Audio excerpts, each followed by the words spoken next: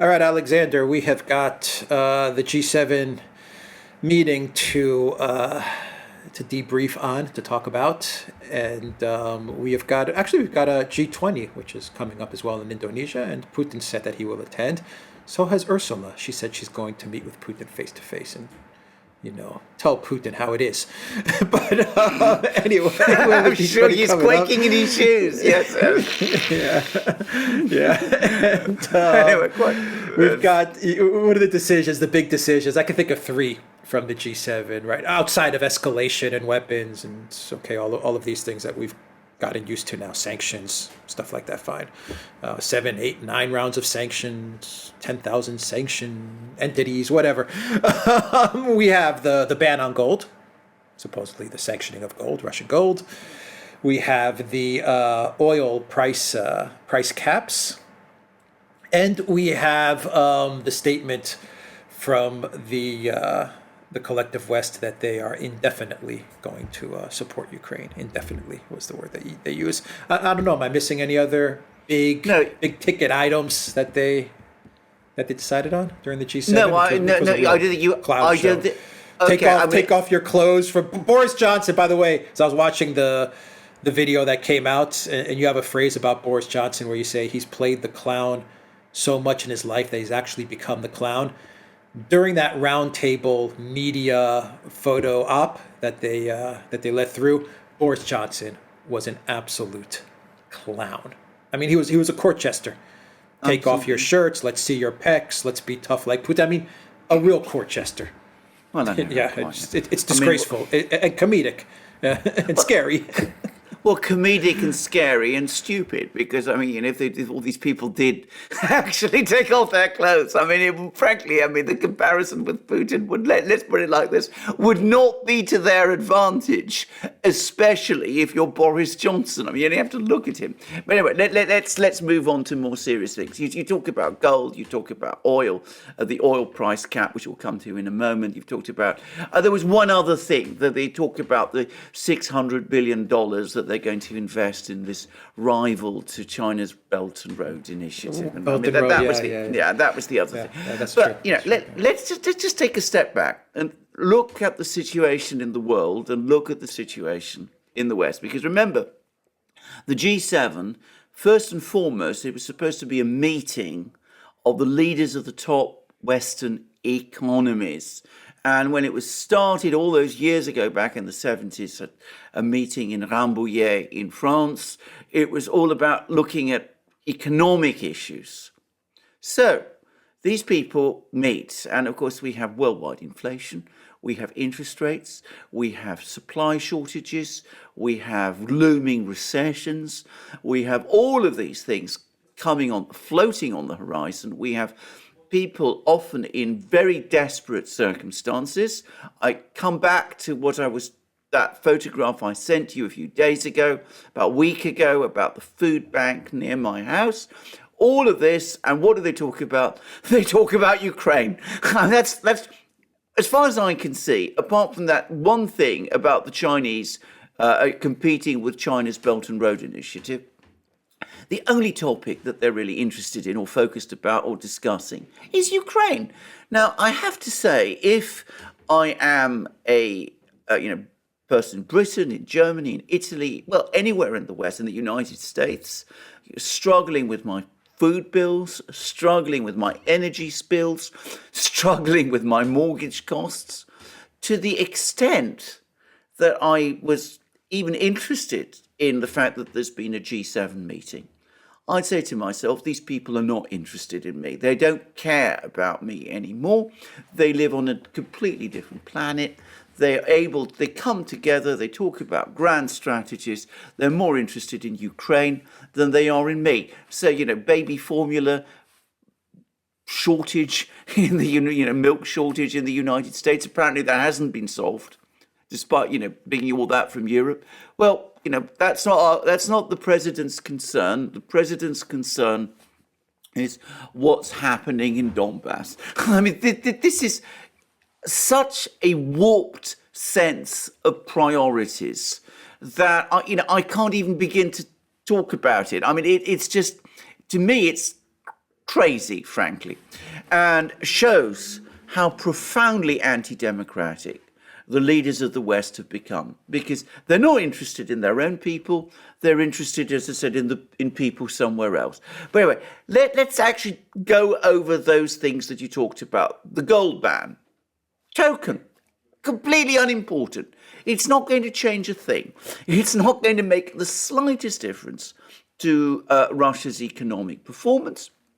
To the extent that Russia sells gold, it sells its gold to places like India and China and the Middle East, where that's where the big markets for physical gold are. And of course, it's still accumulating gold in its own reserves because it wants to have lots of gold in its reserves, because that gives the ruble in the internal Russian market solidity.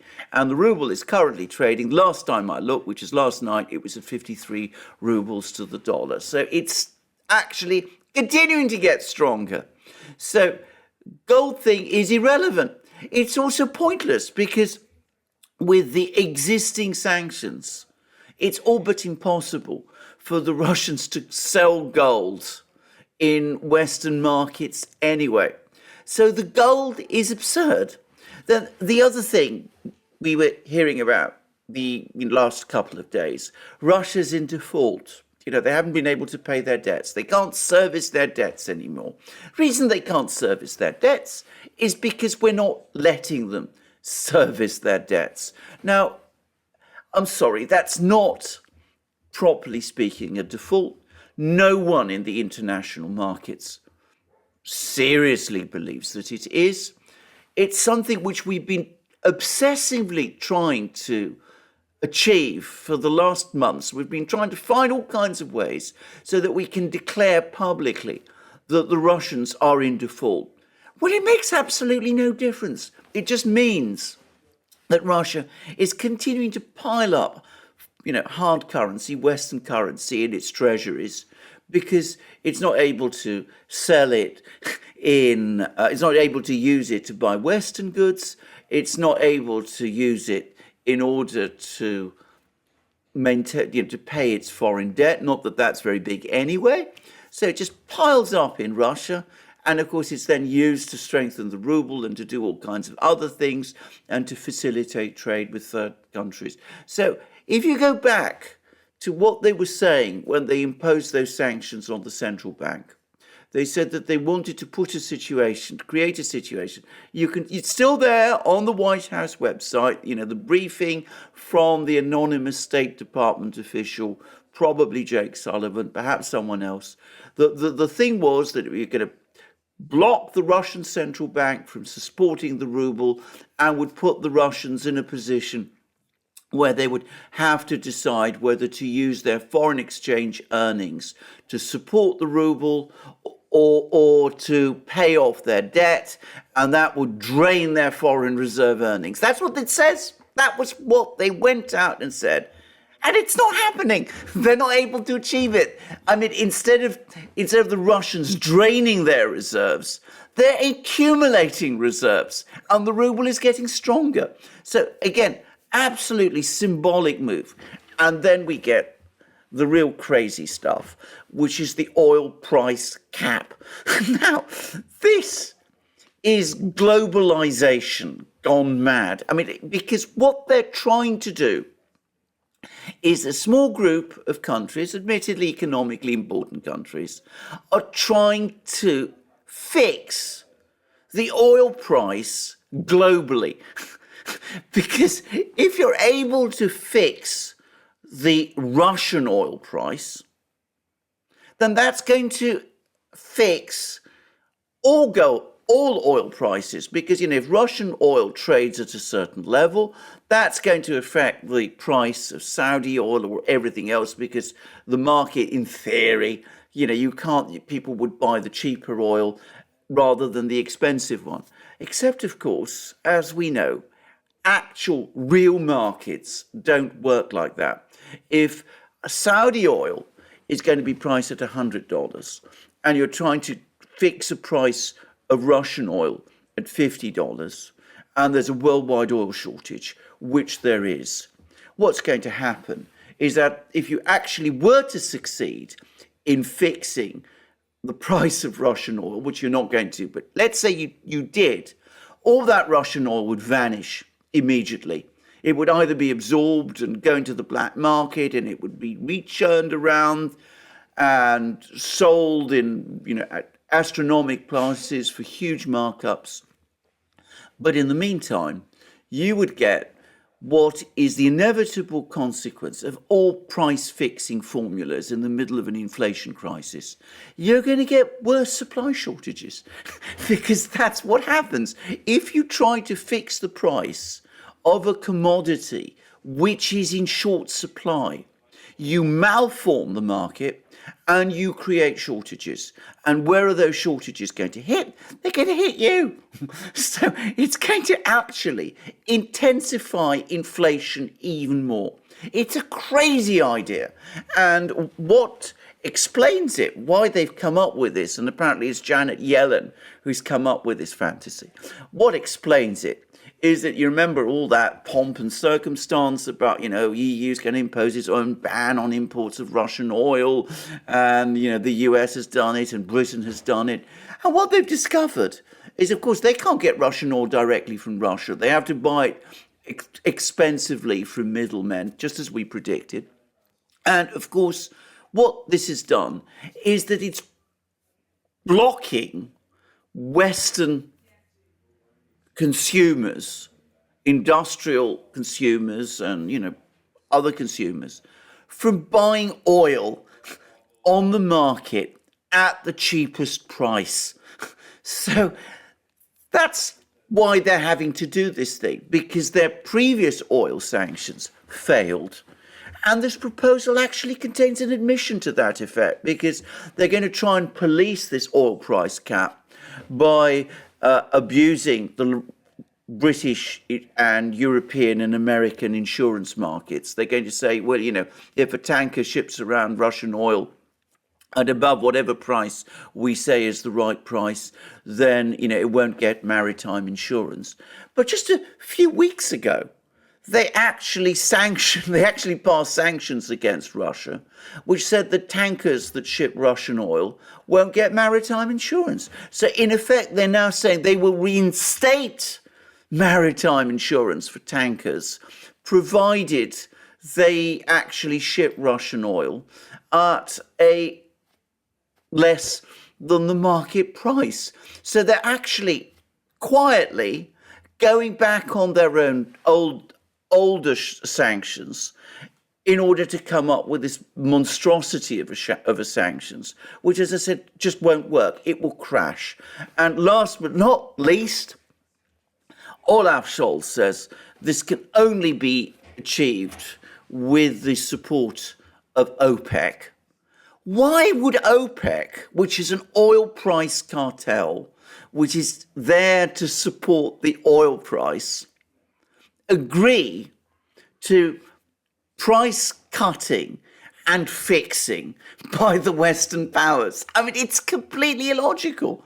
Why would the Saudis, why would the Qataris, why would any of these countries agree to this? Why would they say, right, future, it's not we who decide what the oil price is, it's the G7. I mean, it's so stupid at so many levels that, as I said, once again, one has to ask oneself, do these people know what they're doing? Have they thought this through? Yeah, I actually think Medvedev said in a statement like 3 weeks ago, when they were first floating around this idea, or 4 weeks ago, he actually said something along the lines of, if someone has to sell oil or any commodity, I think he said, at a loss, they're just not going to sell the commodity, any country. Because we're just going to keep the commodity. Why would we sell anything at a loss? Why would we go through the trouble of any type of production if we're going to be selling it at a loss? And Habeck actually had a quote that he made to reporters where he said, Habeck, this guy's a real piece of work. He said, quote, "The price caps proposed by the U.S. for the purchase of Russian oil are only a good idea if enough countries participate in this. Let's see how they will move forward." These people aren't this stupid, are they? Are they really this dumb?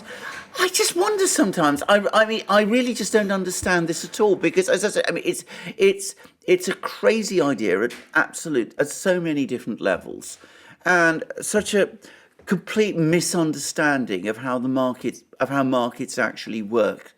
That I'm just left speechless that they come up with this thing. Now, the G7, it must be said, didn't actually approve this ludicrous plan. But the very fact that it was proposed at all, it shows two things, by the way. It shows that they're getting desperate. They're constantly looking around, searching around for the silver bullet that's going to kill the Russian bear. And they're coming up with ever weirder ideas. And this one, it has to be said, is extremely unrealistic. And I don't think it would actually change anything in the markets at all, except it would certainly create oil supply shortages. It would undoubtedly increase prices on the secondary market, which means ultimately all oil prices. And you're absolutely right. The Russians would almost certainly respond to this by reducing production. But because of the higher prices that would generate, they'd more than make up for that with a higher price. So, I mean, it's just not going to achieve what they think it's going to achieve. And I'm going to add just one last point there, which is I think anyway, they grossly overestimate the importance of oil revenues to the Russian treasury. I think that this is based on a misunderstanding of Russia's economic structure, which I'm not going to discuss in this program, but it's still this idea that it's just a gas station masquerading as a country, even though by now they should have started to realize that that's just not the case. No. Let's talk a little bit about the BRICS. We have Iran and Argentina, who are looking to get into the BRICS. And we have at the G7 that you mentioned, the initiative to take on I don't want to say the BRICS, but say One Belt, One Road. But let's say that the G7 is looking to actually model itself now after the very initiatives that are coming out of the East, China, BRICS, Russia. So that is another sign that the collective West is losing. They're actually now copying Absolutely the Chinese and the East. They're not coming up with new inventive ideas. They're now having to resort to try and copy what's coming out of China, which is really interesting, I think. It is absolutely interesting, but of course, $650 billion for a rival to the Belt and Road Initiative. This is at a time of budgetary crisis across the West. This is at a time when we're almost certainly going to have to start to see, before very long, cutbacks. We're going to spend $650 billion competing with China on Belt and Road Initiative. But you're absolutely right. Now, the very fact that they're talking in this way, that they're actually running after the BRICS, shows the extent to which the initiative has passed out of their hands.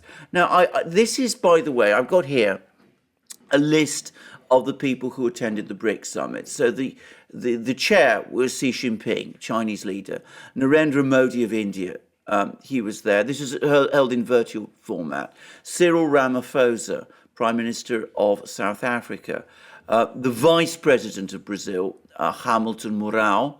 Brazil has been slightly edging out of the BRICS under Bolsonaro, but of course if Lula da Silva comes back, which is looking likely, then Brazil will be fully integrated in the BRICS again.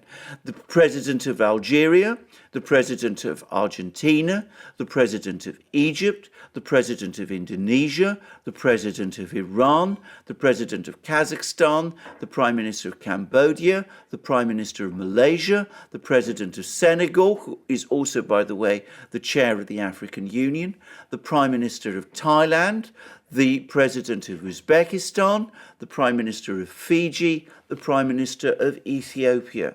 All sorts of big countries there. I mean, some big heavyweight economic players. And note India there, alongside Russia, and they issue a statement, which is basically all the usual things that one expects from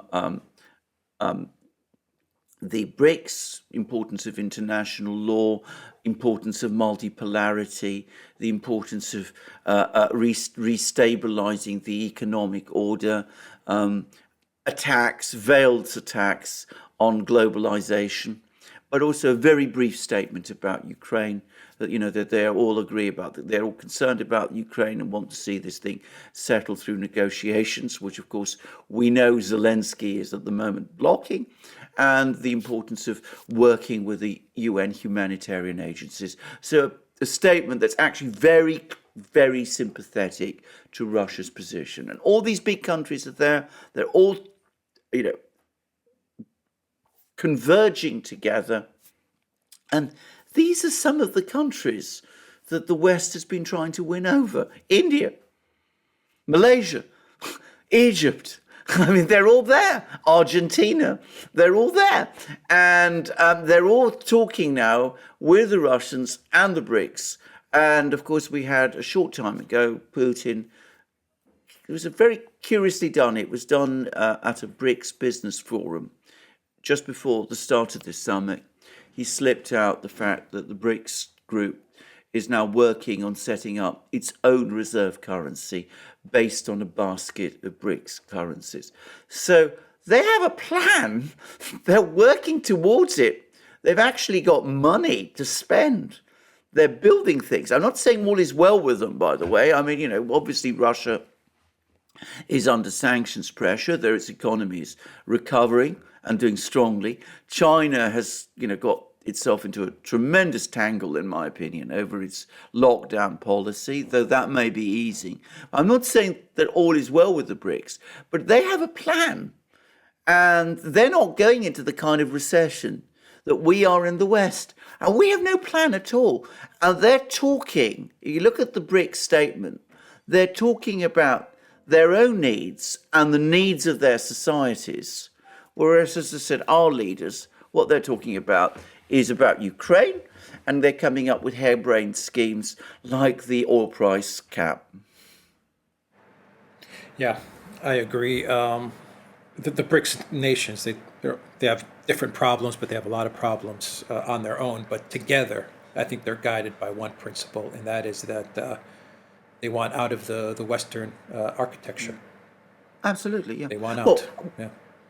What they've seen is how threatening it is to them. And Yes. Coming back to your point at the beginning of this program, we see that Indonesia, which has been careful not to go to the BRICS summit, though apparently it's inching towards it, but they don't want to jeopardize their position in advance of the G20 meeting because they don't want the West to stay away. But they made it absolutely clear that Putin is invited. And, so the West agonizes, do we go, don't we go? Well, we decide eventually that we would go, and Ursula, your friend, is going to go. And by the way, everybody who wants to learn about Ursula should go to Alex's channel and follow what he says about her, which is both very, very, very right and very true, and also very funny. But Ursula is going to be off to Jakarta, I presume. I think it's in Jakarta that the meeting is going to be, where Putin will have her for breakfast. Yeah, they'll stage manage some sort of situation to make her look, very, very tough. I'm sure. I'm sure they're working on some sort of media stage managed scenario, Absolutely. But still. Putin's going to go there to do business. I don't think he's going to really care what any of these EU officials have to say to him. That's my hunch. He's going to go there. He's going to speak with Modis and the Xi's and Indonesia and all these countries, and he's going to do business. And everyone else is going to be virtue signaling about Ukraine. That's what I think is going to be. It's going to be two different summits. No. Yeah, absolutely. Two different summits held together by the Indonesians, who, by the way, have pretty much made clear that their sympathies are also with the Russians on this. I mean, that's why they invited Putin to come. Yeah. All right, we'll leave it there. TheDuran.locals.com, everybody, and go to the Duran shop. 10% off. Use the code GOODDAY. Take care.